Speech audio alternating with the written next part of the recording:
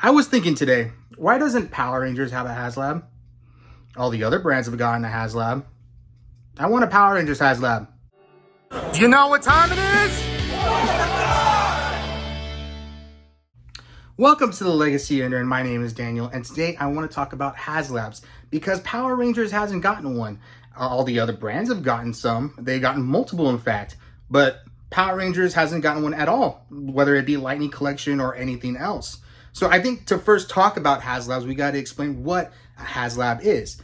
So HasLab are crowd-funded projects, okay? So they are, say, Hasbro puts out an item and they say, we will only make this item if enough people support it, back it, and order it, okay? So for example, they'll put up an item, they'll put up, usually the prices are higher, so they're like anywhere from like 200 to 500, could possibly even be higher depending on the item.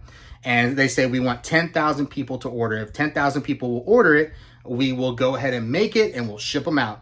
If not, 10,000 people do not order it, they don't make it, they don't charge you, you get your money because you never get charged or anything, so they just don't get funded. So we have seen multiple HasLabs over the years for different brands, especially Marvel Legends. There's been Sentinel, there's been Galactus, G.I. Joe has two for the Classified series, they have the Hiss, they have the new one that's coming out, they had one for the Vintage Collection. We've seen a HasLab for Ghostbusters where they did the Proton Pack, which was like a huge success for Hasbro. They've done multiple Transformers HasLabs, they've done multiple Star Wars HasLabs, and they've even had so many Star Wars HasLabs, we have seen 2 Star Wars HasLabs fail. We've even seen a recent Marvel Legend one fail with the Ghost Rider car, and we've seen other ones like Avalon Hill got a HasLab, like a special like game theme that it is. It's like kind of like, I don't even know what it is, honestly. I think it's like a fantasy game or something like that, something like Dungeons and Dragons or of that effect. But yes, we have had multiple HasLabs, but yet to see a Power Rangers one. So there have been several suggestions from the fans.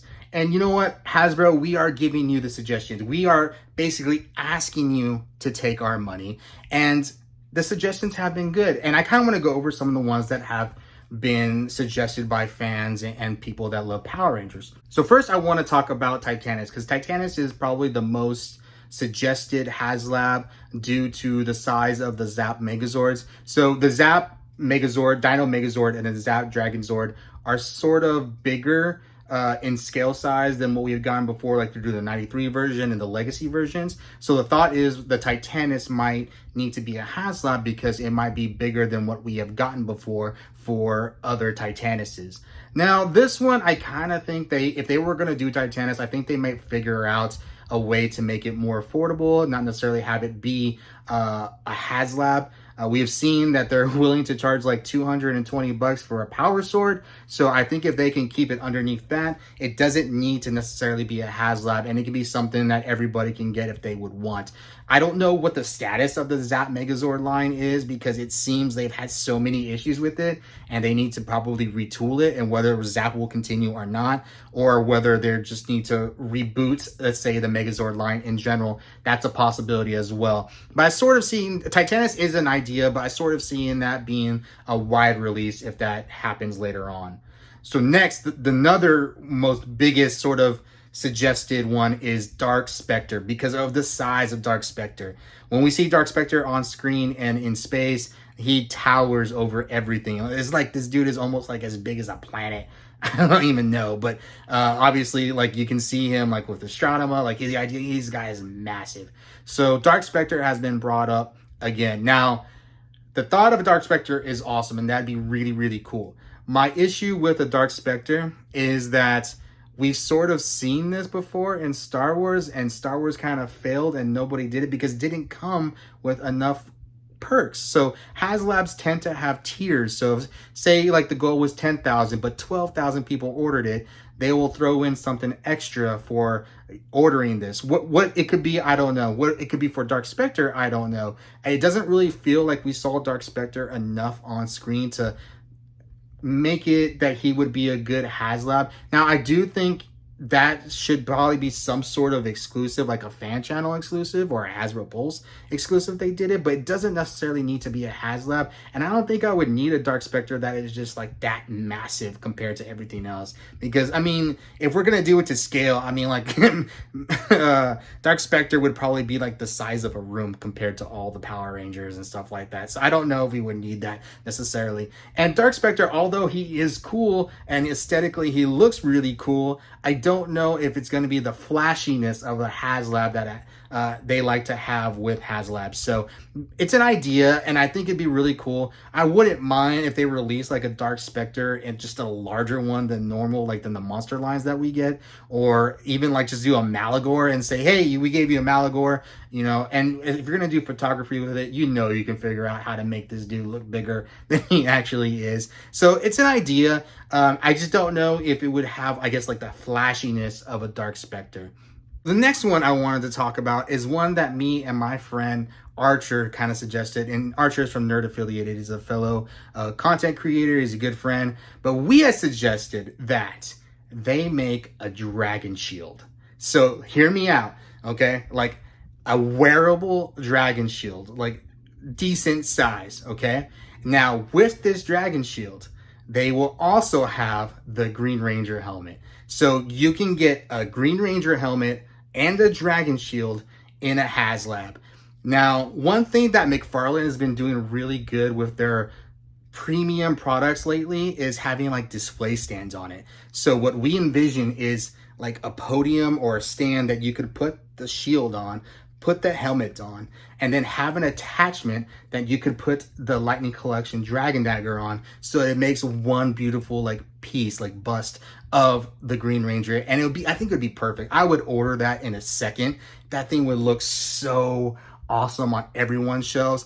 If you can make that semi affordable, you can figure out how to ship that safely, whether it's made of plastic or foam or something like that, but make it so like the dragon shield comes and you can put it on the podium. What it's displayed, or I guess what it's marketed as, can change. It can be marketed as the Green Ranger helmet HasLab, and then you can have like the shield be a tier. But yes, to have that display in your collection, I think would look amazing.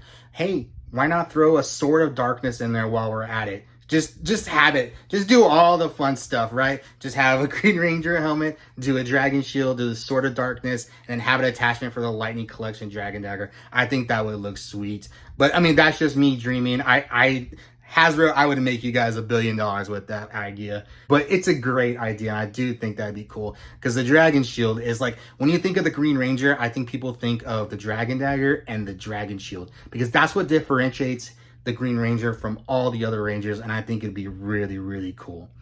Now getting into HasLabs that are probably more likely. So Zords again, going back to Zords, I think a good idea would possibly be Pyramidas, because of the scale of Pyramidas. I mean, look at this guy. This guy is massive in my collection. It's one of the biggest Zords. People love the Gold Ranger.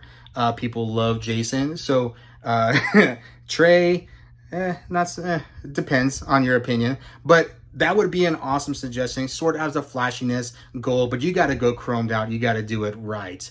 Another suggestion, we have the issues with the power weapons right now. So we have gotten the power sword, we have gotten the power lance, we have gotten the power daggers, the yellow Rangers, and those are three we got. And we got the dragon dagger as well, but we're missing the power bow and the power axe. No, most of us will know that the power bow and the power axe kind of presents a problem, because we know that those are the biggest parts of the power weapons, and especially the power axe. That's got to be the heaviest, because the idea is that these power weapons will be able to combine. So the power axe will have to support the weight of most of the whole power blaster, and including the power bow. It holds like the power lance and the power daggers as well. So the thought is the power axe going to cost more than the power sword? The power sword is $220 retail. So a lot of us in the Lightning Collection are expecting this to be a little bit more expensive. Now, I think when you get over $200 in sort of a collectible, people are starting to like question, like, well, is it worth it? You know, I'll wait for it to go on sale. But Hasbro doesn't want us to wait for it to go on sale. They would love us to buy at retail. How do they do that? make it a HasLab. So you make a power axe in HasLab. Now, what about the power bow? Maybe do a separate HasLab, do two HasLabs. I don't know. Maybe do a mega one and throw them together, a power bow and a power axe with it together. That's a possibility as well. I don't know how much that would cost. I mean, if you're thinking that they're going to be like, you know, 250, 260, 270, you're looking at $500 plus. So your tiers on that for a HasLab got to be premium and like really, really good, because that's going to be expensive HasLab, and people are really going to want that HasLab because they're the people that have gotten the weapon so far, like me, the power daggers, the power sword, and the power lance. They're going to want to complete the collection. They're going to want to make the power blasters, and plus it will support the purchases of these other ones if you haven't gotten them already. A lot of people still have them in stock. Hasbro Pulse has them in stock. You can find them in most retail, like fan channel outlets, like Big Bad Toy Store, Entertainment Earth, or even Amazon. You can find them now. So I think that would be a good sales point for them. The idea also is like, you know, the HasLab is supposed to be something more flashy, and it has that flash to it. But I think people would be a little bit disappointed in the fact is like, why did I have to complete my collection of the power weapons here in a HasLab, which could present a problem in itself, but I know people would want it. I would want it. If they were able to make it more affordable, that would definitely be awesome. Then the last suggestion, and I think one of the better and best suggestions that we have gotten, is Serpenterra, Lord Zedd's own personal Zord. Now, if you guys know, Serpenterra is massive and it towers over the Thunder Megazord. I mean, like, it would like hold it in its like foot like it was nothing. So this thing is huge. And the Thunder Megazord is supposed to be one of the biggest Megazords that we have gotten to date. So that thing would be massive if we got in a HasLab, which I think would be cool.